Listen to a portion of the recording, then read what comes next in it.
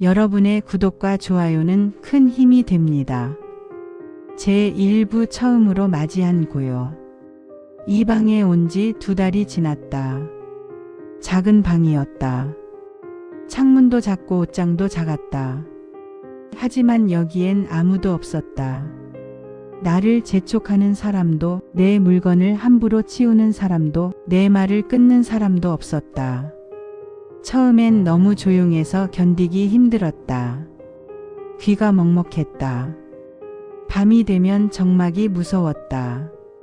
나 혼자구나. 그 생각이 가슴을 눌렀다. 하지만 며칠이 지나자 그 고요가 나쁘지 않았다. 아침에 일어나면 아무도 없는 부엌. 나는 천천히 물을 끓였다. 커피를 한 잔 내렸다. 창가에 앉아 마셨다. 아무도 어머니, 그거 몸에 안 좋아요라고 말하지 않았다. 아무도 빨리 치우세요라고 재촉하지 않았다. 나는 그저 커피를 마셨다. 천천히, 아주 천천히. 점심은 간단하게 먹었다. 라면 1개, 김치 조금, 달걀 하나. 냄새가 나도 괜찮았다. 소리를 내도 괜찮았다. 후루룩 소리를 죽이지 않아도 됐다. 처음으로 깨달았다. 이게 내 밥이구나. 저녁엔 공원에 나갔다. 벤치에 앉아 사람들을 봤다. 강아지를 산책시키는 사람, 손을 잡고 걷는 노부부, 혼자 조깅하는 청년. 모두 각자의 삶을 살고 있었다. 나도 이제 그런 사람 중 하나였다. 밤에 돌아와 불을 끄고 누웠다. 이불을 덮었다. 눈을 감았다. 이상했다. 무섭지 않았다. 외롭지도 않았다. 그저 편안했다.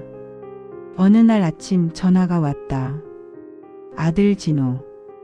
나는 한참 화면을 바라봤다. 진동이 계속됐다. 손이 떨렸다. 받을까 말까. 결국 받지 않았다. 전화는 끊어졌다. 그리고 문자가 왔다.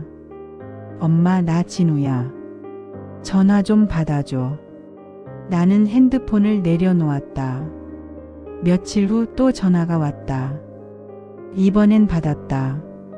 여보세요. 엄마. 진우의 목소리였다.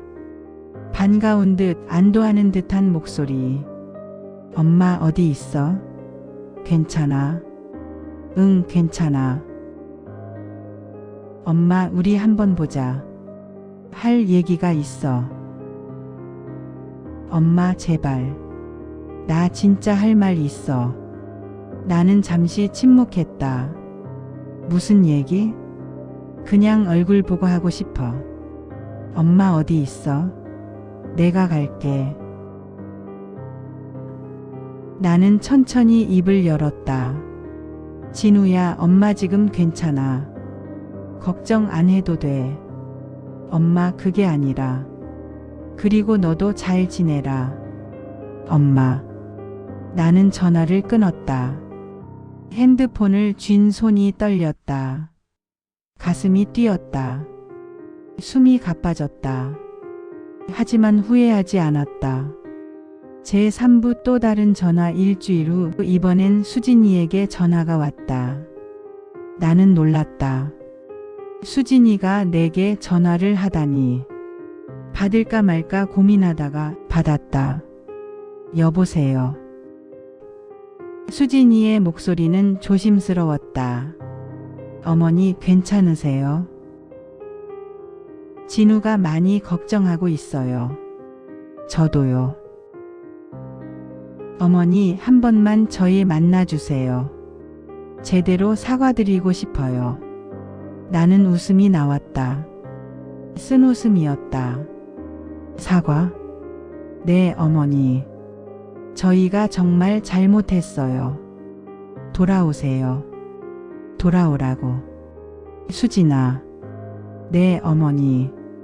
그 집은 이제 내 집이잖아. 법적으로도 내 집이고 실제로도 내 집이야. 어머니, 그게 아니라 나는 거기 손님이었어. 전화 너머로 수진이가 숨 쉬는 소리가 들렸다. 어머니, 진짜 죄송합니다. 제가 철없었어요. 이제 달라질게요. 달라진다고? 네, 정말요. 나는 눈을 감았다. 수진아, 너도 알잖아. 네? 사람은 안 변해.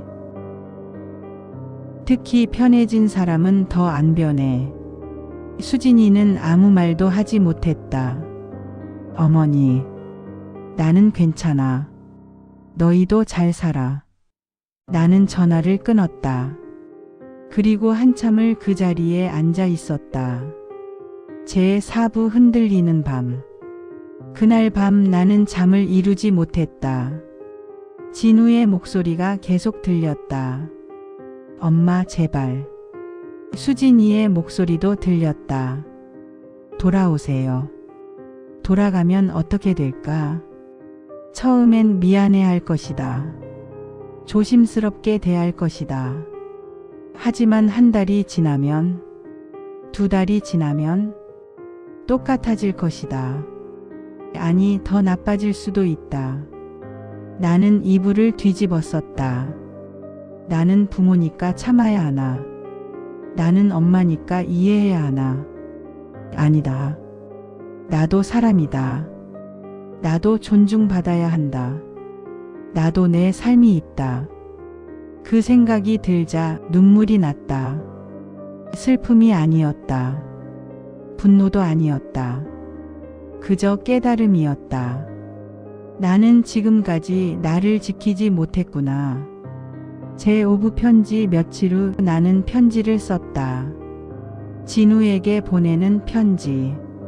진우야, 잘 지내니? 엄마는 잘 지내고 있어. 걱정 안 해도 돼. 너한테 하고 싶은 말이 있어서 이렇게 편지를 쓴다. 전화로는 못할 것 같아서. 진우야, 엄마는 너를 미워하지 않아. 정말이야. 너도 내 삶이 있고 내 가정이 있고 내가 지켜야 할 사람이 있다는 거 안다. 그게 수진이고 앞으로 태어날 아이일 거야. 엄마는 그걸 이해해. 하지만 진우야, 엄마도 엄마 삶이 있어. 엄마는 내 엄마이기 전에 한 사람이야. 그동안 엄마는 그걸 잊고 살았어. 엄마라는 이름만 붙들고 내 자신을 잃어버렸어. 이제 엄마는 엄마 자신을 찾고 싶어. 너무 늦었을 수도 있지만 그래도 한번 해보고 싶어. 그러니까 진우야, 엄마 걱정은 하지 마. 엄마 찾아오지도 마. 엄마는 이제 괜찮아. 너도 내 가정 잘 꾸리고 수진이랑 행복하게 살아. 아이 낳으면 잘 키우고. 그게 엄마가 바라는 전부야. 가끔 엄마 생각나면 마음속으로만 안부 물어줘. 그걸로 충분해. 사랑한다, 진우야. 그건 변하지 않아. 하지만 이제 엄마는 엄마 삶을 살 거야. 엄마가. 편지를 쓰고 나니 마음이 한결 가벼워졌다. 나는 편지를 봉투에 넣었다. 우표를 붙였다. 그리고 우체통에 넣었다. 제6부 새로운 아침 편지를 보낸 후 나는 조금씩 달라졌다. 공원에서 만난 할머니와 친구가 됐다. 혼자 사세요? 네, 나도 혼자 살아요. 우리 차나 한잔해요. 우리는 가끔 만나 차를 마셨다. 서로의 이야기를 나눴다. 그 할머니도 비슷한 사연이 있었다. 자식에게 집을 주고 외면당한 사연. 그래도 우리 살아야지 뭐. 할머니는 웃으며 말했다. 나도 웃었다. 그러게요. 복지관에도 나가기 시작했다. 노래교실, 서예반. 처음엔 어색했지만 점점 익숙해졌다. 붓을 들고 글씨를 쓰는 시간. 그 시간만큼은 아무 생각도 들지 않았다. 그저 먹물이 번지는 걸 바라봤다. 한 획 한 획. 선생님이 말했다. 어머니, 글씨가 참 안정적이에요. 나는 웃었다. 제 마음이 안정적인가 봐요. 제7부 어느 날 오후 나는 카페에 앉아 있었다. 창밖을 보고 있었다. 그때 누군가 다가왔다. 어머니. 나는 고개를 들었다. 진우였다. 진우야. 엄마 편지 받았어. 아들의 눈은 붉어졌다. 앉아. 나는 조용히 말했다. 진우는 맞은편에 앉았다. 한참 동안 아무도 말하지 않았다. 엄마 미안해. 진우가 먼저 입을 열었다. 정말 미안해. 엄마 편지 읽고 엄청 울었어. 나는 아들을 바라봤다. 진우야. 응, 엄마. 미안하다는 말은 이제 안 해도 돼. 엄마도 너한테 미안해. 엄마가 너한테 너무 많은 걸 바랐나 봐. 진우는 고개를 숙였다. 엄마 나 정말. 진우야. 응. 엄마는 너 미워하지 않아. 아들이 눈물을 닦았다. 하지만 진우야, 엄마는 이제 엄마 삶을 살고 싶어. 너도 내 산 살고 엄마도 엄마 산 살자. 엄마. 그게 서로한테 좋을 것 같아. 진우는 아무 말도 하지 못했다. 가끔 안부 전화는 해. 나는 웃으며 말했다. 그 정도면 충분해. 진우는 눈물을 흘렸다. 엄마 사랑해. 나도 사랑해, 진우야. 우리는 한참을 그렇게 앉아 있었다. 그리고 작별했다. 제8부. 그래도. 집으로 돌아오는 길. 나는 하늘을 올려다봤다. 구름이 천천히 흘러갔다. 바람이 불었다. 나는 지금 괜찮은 걸까? 잘 모르겠다. 하지만 후회하지 않는다. 집을 준 것도, 떠나온 것도, 진우를 보낸 것도 모두 내 선택이었다.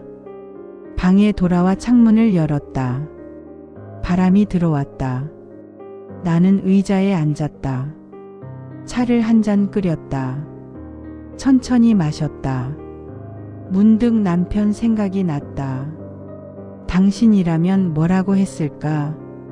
아마도 이렇게 말했을 것이다. 여보, 당신이 행복하면 그걸로 된 거야. 나는 웃었다. 나 행복한가? 완벽하진 않다.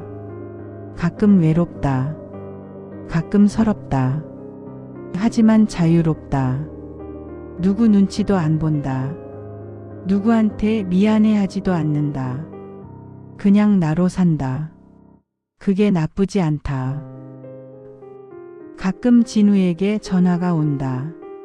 엄마 잘 지내? 응, 잘 지내. 밥은 먹고 다녀? 먹고 다니지. 엄마 보고 싶어. 나도. 하지만 우리는 만나지 않는다. 그게 우리에게 맞는 거리인 것 같다. 너무 가까우면 다치고 너무 멀면 그리워지고 이 정도가 딱 맞다. 어느 날 진우에게서 사진이 왔다. 아기 사진이었다. 엄마 아들 낳았어. 이름은 준혁이야. 나는 한참 사진을 들여다봤다. 작은 손, 작은 발. 예쁘다. 축하해, 진우야. 나는 답장을 보냈다. 준혁이 잘 키워. 그리고 덧붙였다. 엄마처럼 키우지 말고. 진우는 답장하지 않았다. 아마 울고 있을 것이다. 나는 핸드폰을 내려놓았다. 창밖을 봤다. 해가 지고 있었다. 붉은 노을이 하늘을 물들였다. 나는 중얼거렸다. 그래도 부모는 부모였다. 미워할 수 없고 잊을 수 없고 그래도 사랑했다. 다만 이제는 나를 먼저 사랑하기로 했다. 그게 내가 내린 마지막 선택이었다. 여러분이라면 어떤 선택을 하시겠습니까? 사랑했기에 나는 물러섰습니다. 그리고 처음으로 나 자신을 안았습니다. 부모는 모든 걸 내주는 사람이 아니라 끝까지 참고 견디는 사람도 아닙니다. 부모도 상처받고 외롭고 자기 인생을 지킬 권리가 있는 한 사람입니다. 사랑은 다 주는 게 아니라 다 주지 않아도 이어질 수 있을 때 비로소 사랑입니다. 가족이라는 이름으로 자신을 잃지 않아도 됩니다. 오늘 이 이야기가 누군가에게는 늦지 않은 선택이 되기를 바랍니다. 지금까지 제 긴 사연을 들어주셔서 감사합니다. 여러분의 응원 댓글이 저와 같은 아픔을 겪는 분들에게 큰 힘이 됩니다. 구독과 좋아요는 큰 힘이 됩니다. 여러분의 사연도 기다리고 있겠습니다. 시청해 주셔서 감사합니다.